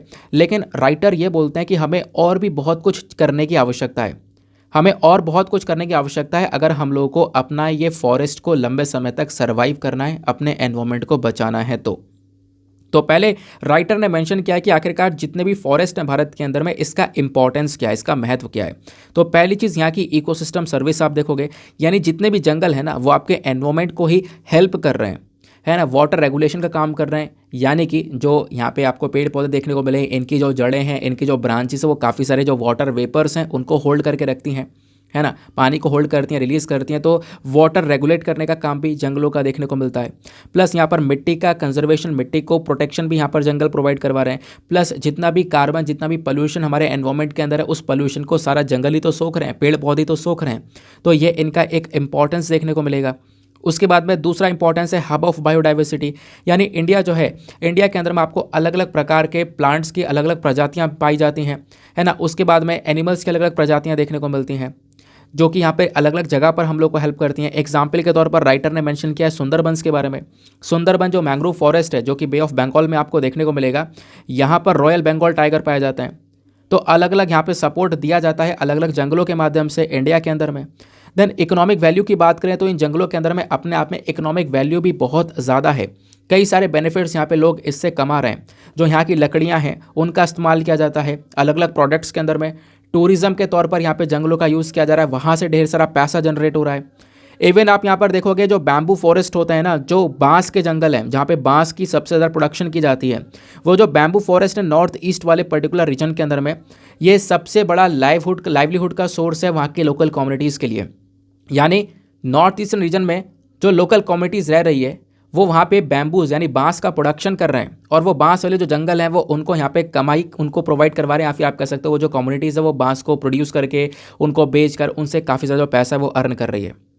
ठीक है। इवन यहाँ पे नॉर्थ ईस्टर्न इंडिया में आप देखोगे तो हमारे देश के कई सारे नेशनल पार्क्स और वाइल्ड लाइफ सेंचुरीज भी देखने को मिलती हैं, और उन नेशनल पार्क और वाइल्ड लाइफ सेंचुरीज में मिलियंस ऑफ जो लोग हैं ना वो हर साल घूमने जाते हैं। काजीरंगा नेशनल पार्क और कई सारे नेशनल पार्क के अंदर लोग टूर करने एज अ टूरिस्ट वहाँ पर जाते हैं। ठीक है, तो इससे भी कई सारी जो वैल्यू है उस पर्टिकुलर राज्य, उस पर्टिकुलर एरिया को मिलती जाती है, कई सारा रेवेन्यू वो लोग जनरेट करते हैं। ठीक है, फिर बात आती है यहाँ पे जंगलों का एक और इंपॉर्टेंस है, वो है कल्चरल वैल्यू। जितने भी जंगल भारत में देखने को मिलते हैं इनका एक कल्चरल वैल्यू भी है। काफ़ी सारी जो कम्युनिटीज़ हैं वो यहाँ पर पूजती हैं अपने नेचर को। काफ़ी सारी कम्युनिटीज़ जो है उनका लाइवलीहुड उसके ऊपर डिपेंडेंट है, वो वहीं से कमा कर खा रहे हैं। काफ़ी कल्चरल प्रैक्टिसेस यहाँ पर करती हैं, तो उसकी वैल्यू इस प्रकार से भी काफ़ी ज़्यादा है। फॉर एग्जांपल गोंड ट्राइब, जो मध्य प्रदेश की गोंड ट्राइब है, वो भी यहाँ पर जंगलों को इस प्रकार से एक आप कह सकते हो प्रोटेक्शन प्रोवाइड करवाती है। ठीक है, तो ये तो आपने यहाँ पर फॉरेस्ट के बारे में इसके इंपॉर्टेंस को समझा। अब बात की जा रही है व्हाट आर द इश्यूज़, यानी क्या क्या परेशानियाँ देखने को मिलती हैं जंगल से संबंधित भारत के अंदर में।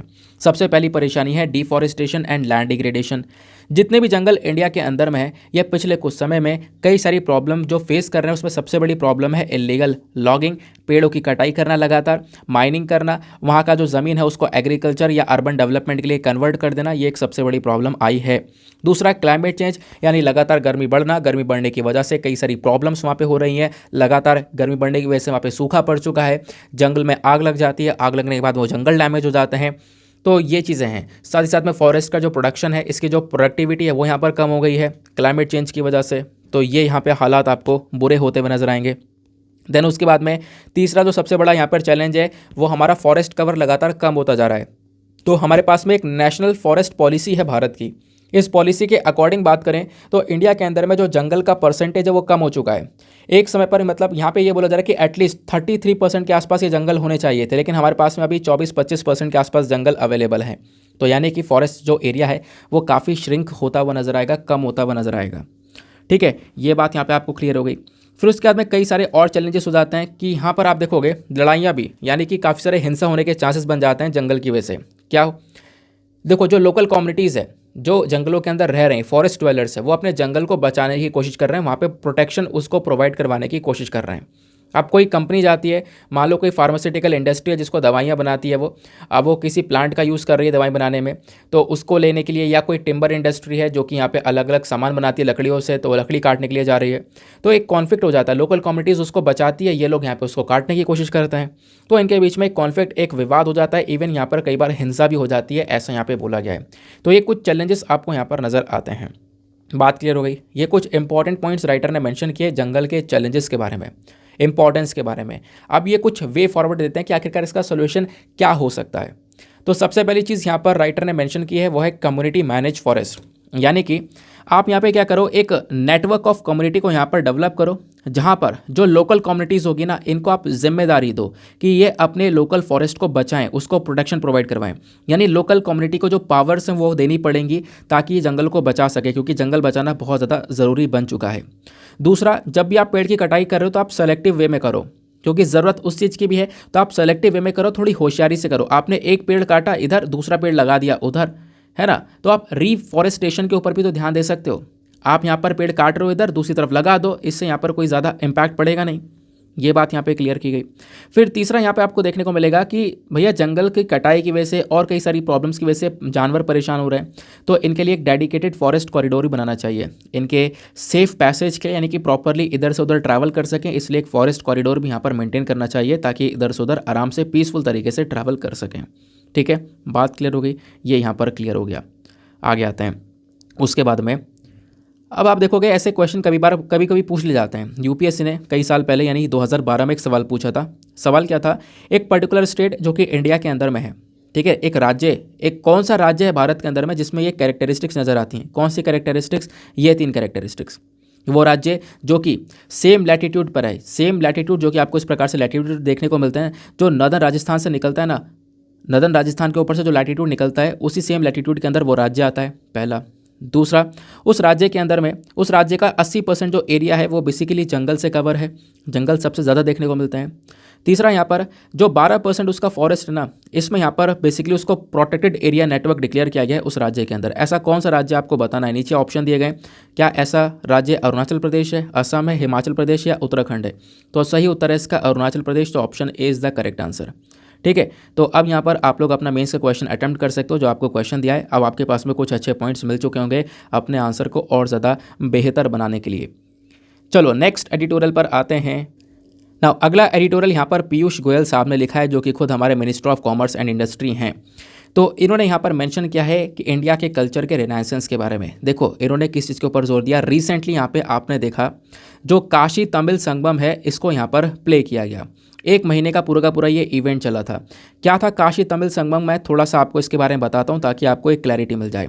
यहाँ पे बोला जा रहा है जो हमारे प्राइम मिनिस्टर ऑफ इंडिया हैं, इन्होंने रिसेंटली यहाँ पे क्या किया, जो हमारा काशी है ना, बेसिकली वाराणसी के अंदर जो आपको काशी विश्वनाथ टेम्पल देखने को मिलेगा या काशी आपको देखने को मिलेगा, उसको लेकर और साथ ही साथ में तमिलनाडु को लेकर इन्होंने यहाँ पे एक इवेंट को लॉन्च किया था। 1 महीने का यहाँ पे काशी तमिल संगमम को चलाया। काशी तमिल संगमम में क्या था, ये जो प्रोग्राम है ना, ये हमारी भारत सरकार का इनिशिएटिव था। इसमें हमारा मकसद ये था कि हम लोग किसको, साउथ और नॉर्थ को, दोनों को कनेक्ट कर सकें। काशी तमिल को हम कनेक्ट कर सकें। काशी और तमिल का दोनों का अपने आप में यहाँ पे आप कह सकते हो एक कनेक्शन है, एक हिस्टोरिकल कनेक्शन है। उस कनेक्शन को लोग फील कर सकें, तो उसके लिए पूरा का पूरा 1 महीने का प्रोग्राम चलाया गया था। इसमें हुआ क्या था, इसमें हुआ ये था कि तमिलनाडु के कई सारे लोग काशी टेम्पल आए घूमने के लिए, काशी इवन पूरा घूमने के लिए आए और उन्होंने घूमा, वहाँ के काफ़ी सारी चीज़ों को खुद सीखा और अपनी चीज़ों को वहाँ के लोगों को सिखाया। तो इस प्रकार से यहाँ पर कल्चर एक्सचेंज आपको दोनों के बीच में देखने को मिला। तो हमारा टारगेट ये था नॉर्थ साउथ के बीच में यहाँ पर ये जो नॉलेज है दोनों की एक दूसरे के साथ में एक्सचेंज हो, शेयर हो, पीपल टू पीपल रिलेशंस और ज़्यादा मजबूत हैं, ये हमारा एक टारगेट था। ठीक है ना, बात क्लियर हो गई। तो ये यहाँ पर पूरा का पूरा प्रोग्राम चलाया गया था। आईआईटी मद्रास और बनारस हिंदू यूनिवर्सिटी, ये दोनों इम्प्लीमेंटिंग एजेंसी थी इस प्रोग्राम की। इन दोनों ने मिलकर इस पूरे प्रोग्राम को लागू किया था। उसी के बारे में यहाँ पर पीयूष गोयल साहब ने बोला है कि लगभग पूरे महीने का ये काशी तमिल संगमम जो चला था, इसने क्या किया, तमिल कल्चर दिखाया काशी को, काशी कल्चर यहाँ पर दिखाया गया तमिल को। जो लोग थे दोनों जगह के, इन दोनों ने एक दूसरे के साथ में अपनी जो कल्चरल प्रैक्टिसेस है वो शेयर की हैं। काफ़ी कुछ लोगों को जानने को मिला है। ठीक है, तो यहाँ पे बोला गया इंडिया का जो मिशन है, इंडिया का मिशन यही है कि हम पूरे नॉर्थ साउथ को एक साथ में कनेक्ट कर सकें और इंडिया एक डेवलप्ड कंट्री बने 2047 तक। ये इवेंट उसमें काफ़ी बड़ा रोल प्ले करने वाला है।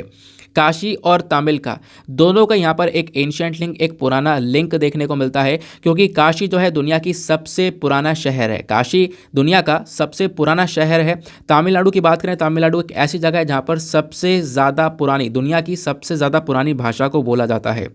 ठीक है, तो इन दोनों का अपने आप में एंशिएंट लिंक देखने को मिलता है। दोनों के अंदर कुछ ना कुछ ऐसी चीज़ें जो कि दुनिया की सबसे ज़्यादा पुरानी आपको नज़र आती हैं। दोनों के अंदर जो कल्चर, ट्रेडिशन है, क्राफ्टमैनशिप है, वो बहुत ज़्यादा पुरानी है। लंबे समय से ये ट्रेडिशंस फॉलो होते हुए नज़र आ रहे हैं।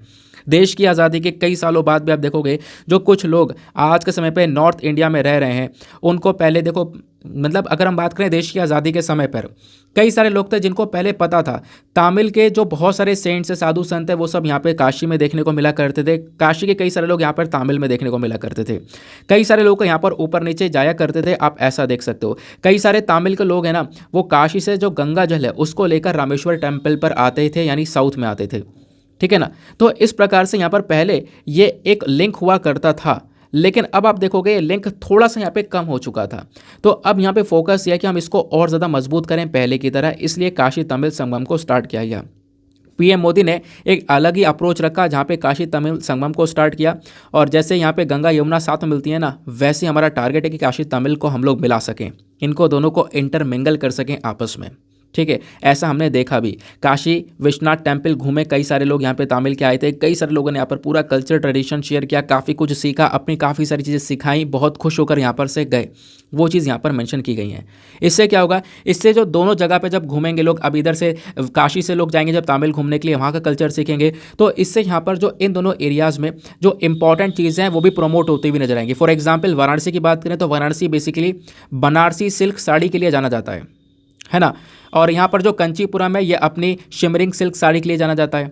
तो बेसिकली दोनों के जो एंटरप्रेन्योर्स हैं वो भी आपस में घूमकर एक दूसरे के साथ में इंटरैक्ट कर कर काफ़ी कुछ सीख सकते हैं, अपने बिजनेसेस को प्रमोट कर सकते हैं, ब्रांडिंग को प्रमोट कर सकते हैं, मॉडर्न मशीनरीज का इस्तेमाल कर सकते हैं, आपस में इन अपने जो एंटरप्रेन्योरशिप वाले बिजनेस वाले आइडियाज़ है वो आपस में शेयर कर सकते हैं। तो इससे यहाँ पर इंडिया और ज़्यादा ग्रो करेगा।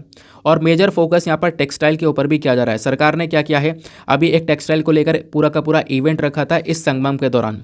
ये जो मीटिंग चल रही थी ना, जो काशी तमिल संगम चल रहा था, लोग आए थे घूमने के लिए, इस दौरान टेक्सटाइल को लेकर एक मीटिंग रखी गई। कई सारी इंपॉर्टेंट पर्सनैलिटीज़ अलग अलग जगह से, कई सारे इंडस्ट्री के बहुत सारे जो बिजनेसमैन हैं तमिलनाडु से, काशी से, इन्होंने अपना एक्सपीरियंस, अपने आइडियाज़ शेयर करे इस सेशन के अंदर में, कैसे हम 2047 तक एक बहुत बड़े लेवल पर पहुंच सकते हैं कपड़े के मामले में, यानी कपड़ा इंडस्ट्री के मामले में।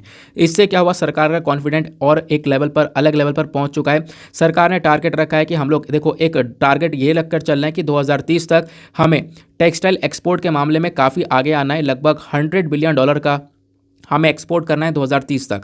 2030 तक हमें 100 बिलियन तक का कपड़ा एक्सपोर्ट करना है। उसके लिए कई सारे लोगों ने अपने जो आइडियाज़ हैं वो यहाँ पर शेयर किए हैं।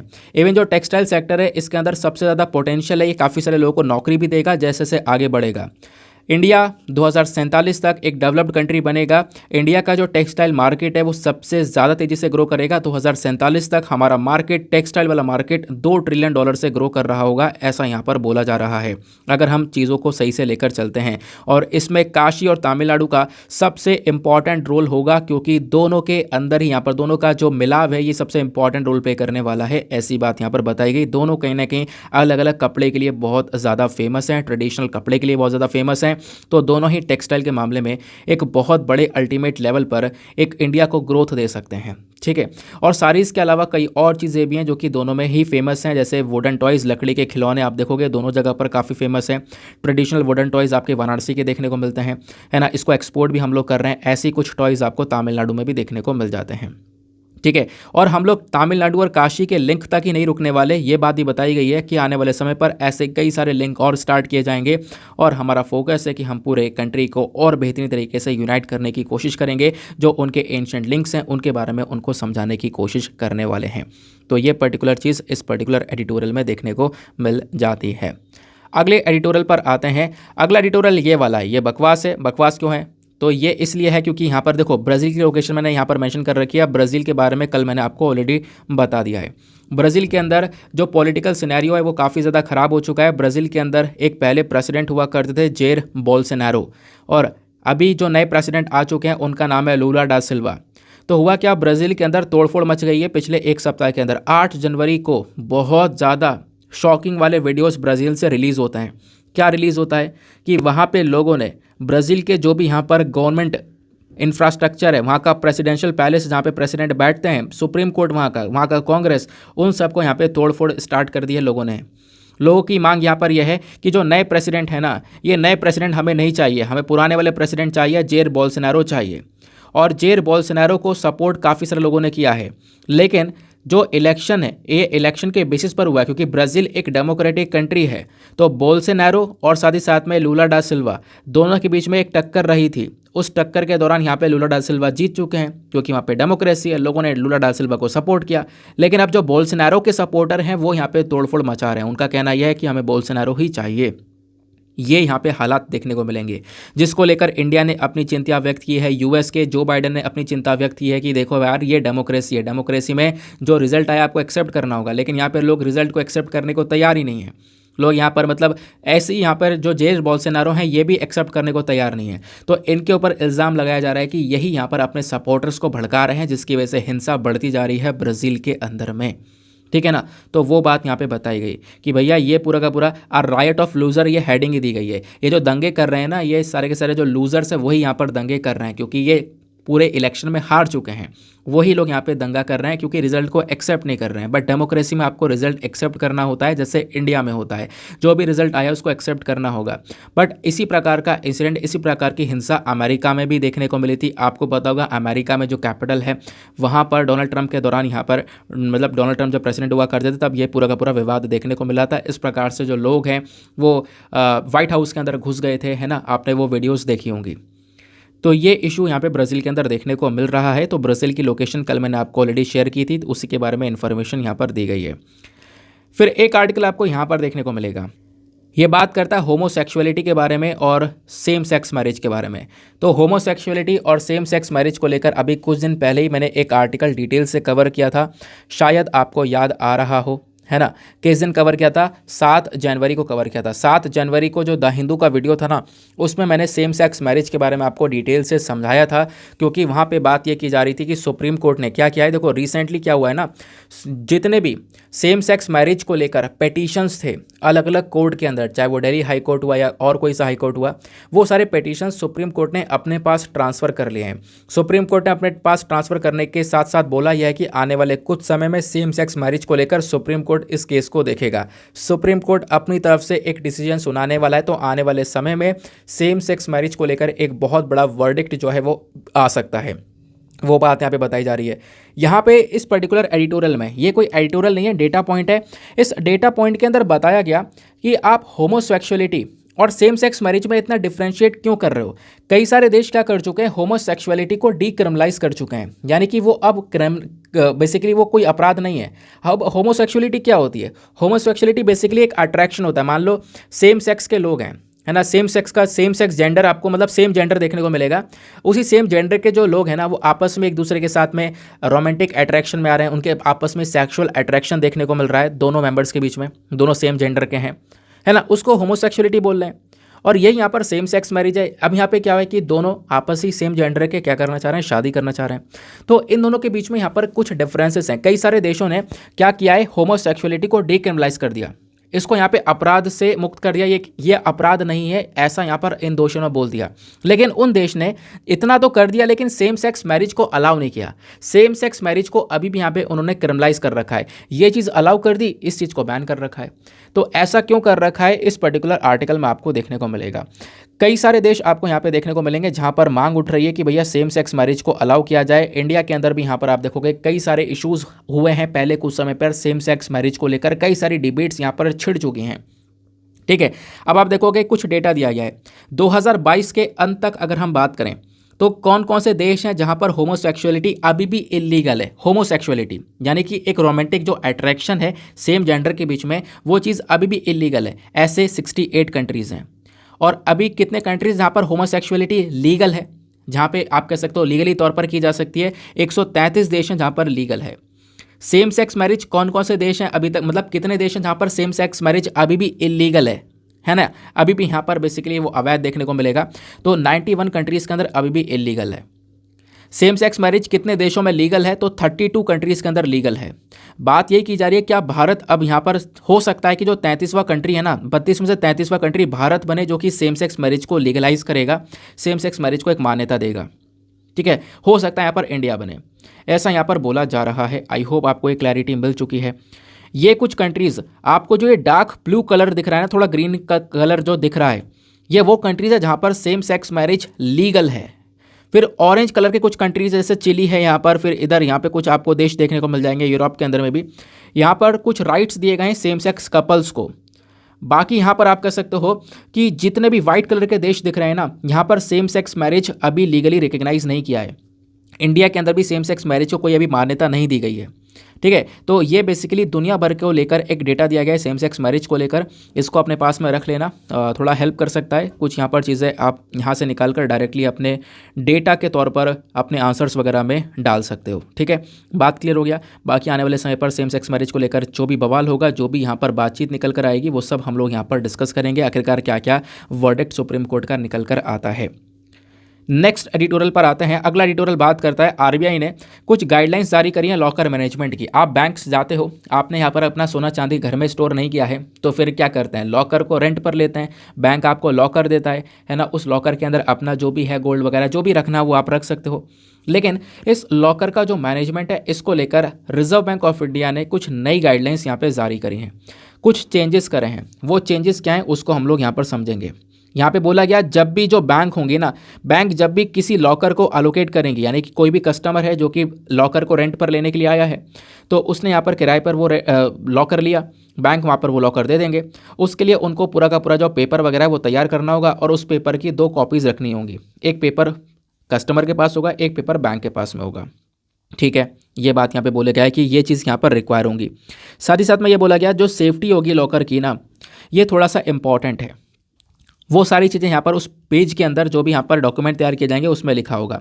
साथ ही साथ यहाँ पर बोला गया है कि जो बैंक है, बैंक यहाँ पर टर्म डिपॉजिट को भी ऑप्ट इन कर सकता है। अब मतलब क्या, मैं आपको समझाता हूँ, ये थोड़ा सा नया है। ठीक है, इसमें यहाँ पर ये बोला गया है कि जितने भी बैंक होंगे इनका आइडिया ये है कि हम लोग लॉकर का जो रेंट है वो कमा सकें, है ना। लॉकर यहाँ पर ये लोग रेंट पर दे रहे हैं तो उसका रेंट वगैरह इनको मिल रहा है। लेकिन बात ये बोली गई है कि मान लो कोई कंडीशन आ गई कि भाई किसी ने किसी बैंक के अंदर, मान लो बैंक नंबर ए है ये, काफ़ी सारे लोगों ने यहाँ पे लॉकर को खरीद रखा है। अब मान लो बैंक ये डूब जाए तो, या बैंक किसी दूसरे के साथ में बैंक मर्ज हो रहा है, ये बैंक किसी दूसरे बैंक के साथ में जुड़ता जा रहा है, या कहीं और शिफ्ट हो गया ये ब्रांच, तो क्या करोगे, आपके लॉकर कहाँ गए। तो इसके लिए यहाँ पे सारे की सारी चीज़ें पेपर में लिखी जाएंगी कि आपका लॉकर भी रिलोकेट कर दिया जाएगा। ठीक है ना, आपके लॉकर को रिलोकेट कर दिया जाएगा, जगह बदल दी जाएगी उसकी। ठीक है, तो बैंक को क्या करना पड़ेगा, इसके लिए एक नोटिस देना पड़ेगा कस्टमर्स को। ऐसी बात बोली जा रही है 2 महीने पहले एडवांस में एक कस्टमर को नोटिस देना पड़ेगा कि भैया बैंक मर्ज होने वाला है, बैंक यहाँ पे होने वाला है, ये होने वाला है, आपको लॉकर की फैसिलिटी चेंज करनी होगी। तो ये कुछ नई चीज़ें यहाँ पर आरबीआई ने ऐड की हैं। इससे क्या होगा, लॉकर की और ज़्यादा सिक्योरिटी को मेंटेन किया जा सकेगा। ठीक है, साथ ही साथ में यहाँ पर चीज़ें को थोड़ा डिजिटलाइज कर दिया गया है। और साथ ही साथ यहाँ पर बोला गया कि मान लो अगर जो लॉकर रेंट है वो बैंक अगर एडवांस में ले ले, मान लो पूरे साल का एडवांस में रेंट ले लिया सारा का सारा बैंक ने, तो यहाँ पर, और बैंक अगर डूब रहा है, कहीं शिफ्ट हो रहा है, तो बैंक को वो पैसा रिफंड करना होगा, वो पैसा वापस से देना होगा उन कस्टमर्स को, अगर वो कहीं दूसरी जगह पर उनको लॉकर नहीं दे पाते हैं तो कस्टमर्स के लिए इसमें नया क्या है, इसमें कुछ नई चीज़ तो यहाँ पर यह है उनके पास में कि यहाँ पे बैंक के अंदर जो लॉकर होता है इसमें इलेक्ट्रॉनिक सिस्टम को ले आया गया है। अब यहाँ पर ये जो इलेक्ट्रॉनिक सिस्टम है ना, ये कहीं ना कहीं बैंक को बहुत ज़्यादा सपोर्ट करने वाला है। लेकिन यहाँ पे कहीं ना कहीं सिक्योरिटी का एक इशू हो सकता है, क्योंकि इलेक्ट्रॉनिक सिस्टम में ही कई सारे इश्यूज़ निकल कर आ जाते हैं। तो बैंक को क्या करना पड़ेगा, एक तरीका यहाँ पे अपनाना पड़ेगा ताकि यहाँ पे जो सिक्योरिटी है, सिक्योरिटी ब्रीच ना हो सके। उसके लिए कुछ मैकेनिज्म, कुछ तरीके अपने पास में लेकर चलने होंगे। एक चीज़ कस्टमर के लिए और नहीं है कि कस्टमर अगर मान लो अपने इस पूरे सिक्योरिटी का पासवर्ड हो गया, पासकोड हो गया, अगर कुछ भूल जाते हैं तो यहाँ पर बैंक जो है ना उनको नया पासवर्ड या पासकोड प्रोवाइड करवा देगा। और कस्टमर जो है बेसिकली क्या है, कस्टमर जो है ना ये इसको बैंक को इन्फॉर्म करना पड़ेगा। अगर मान लो कस्टमर भूल जाता है वो पासवर्ड तो इमीडिएटली उसको इन्फॉर्म करना होगा बैंक को, फिर वो बैंक तुरंत यहाँ पे नया पासवर्ड, नया पिन कोड वगैरह प्रोवाइड करवा देगा। तो ये आरबीआई की कुछ गाइडलाइंस है फॉर द लॉकर मैनेजमेंट। बात क्लियर हो गई। तो ये था यहाँ पर पर्टिकुलर एडिटोरियल। तो ये थे आज के पूरे एडिटोरियल डिस्कशन और सारे के सारे इंपॉर्टेंट आर्टिकल्स जो कि हमने अभी डिटेल से कवर किए हैं। एक आध छोटे छोटे आर्टिकल हैं, फटाफट उनके ऊपर भी नजर मारते हैं, फिर अपने सेशन को करते हैं समाप्त। एक आर्टिकल ये था, यहाँ पे बात की गई है कॉलेजियम के बारे में। तो इस आर्टिकल में कुछ है नहीं, कॉलेजियम सिस्टम के बारे में आपको पता है कि हाँ भैया कॉलेजियम सिस्टम के अंदर 5 जजेस होते हैं, एक chief justice of India, 4 supreme court के बड़े जजेस, ये सब मिलकर यहाँ पे सुप्रीम कोर्ट के अंदर जो भी जजेस होता है उनका अपॉइंटमेंट, उनका ट्रांसफर करते हैं। तो कॉलेजियम ने अभी यहाँ पर 5 हाई कोर्ट के जजेस के लिए अपॉइंटमेंट यहाँ पर बोला है, उसको रेकमेंड किया है ना। तो ये बात यहाँ पे बोली जा रही है। तो इसमें कुछ अलग अनोखा नहीं था, इसको बस मैंने यहाँ पर एज अ हेडलाइन पढ़ाने के लिए लास्ट में छोड़ दिया है। ठीक है कि भैया हेडलाइन को पढ़ लें। फिर एक छोटा सा आर्टिकल यहाँ पर ये देखने को मिलेगा। इस आर्टिकल में क्या है कि भैया ऑस्ट्रेलिया के साथ में आपको पता होगा हमने एक ट्रेड एग्रीमेंट किया है जिसको हम लोग ECTA के नाम से जानते हैं, economic cooperation and trade agreement, है ना। अब यहाँ पर इसकी वजह से इंडिया और ऑस्ट्रेलिया के जो व्यापार के रिलेशन है वो काफ़ी मजबूत हो चुके हैं। और इस ट्रेड के पैक्ट के साथ साथ यहाँ पर जो आप कह सकते हो कि रिलेशन है आने वाले समय पर काफ़ी ज़्यादा और मजबूत होंगे व्यापार के मामले में। ये आर्टिकल इसलिए है क्योंकि ऑस्ट्रेलिया के प्राइम मिनिस्टर इंडिया में विजिट करने वाले हैं जल्द ही, इस वजह से न्यूज़ में। तो आने वाले समय पर यह आर्टिकल फिर से आएगा जब ऑस्ट्रेलिया के प्राइम मिनिस्टर इंडिया में विजिट करेंगे। तो ये था हमारा आज का सेशन। उसके बाद शुगर एक्सपोर्ट्स को लेकर मैंने आर्टिकल ऑलरेडी पढ़ा ही दिया है। ये थे आज के हमारे सारे के सारे रेलेवेंट आर्टिकल्स और एडिटोरियल्स, प्लस एक एडिटोरियल हमने अलग से दूसरे अखबार से कवर किया। आगे आते हैं, चलते हैं और अपने प्रीलिम्स के सवाल को देखते हैं, फिर सेशन को एंड करते हैं। सवाल ये था कि कौन सी बॉडी है जिसको एनवायरमेंट प्रोटेक्शन एक्ट 1986 के अंदर तैयार किया गया है। तो इसका सही उत्तर है option number C, central ground water authority. तो ऑप्शन सी इसका करेक्ट आंसर हो गया। नाउ मिलते हैं आपसे अगले वीडियो में। आज के लिए bye bye, have a nice day, thank you and जय हिंद।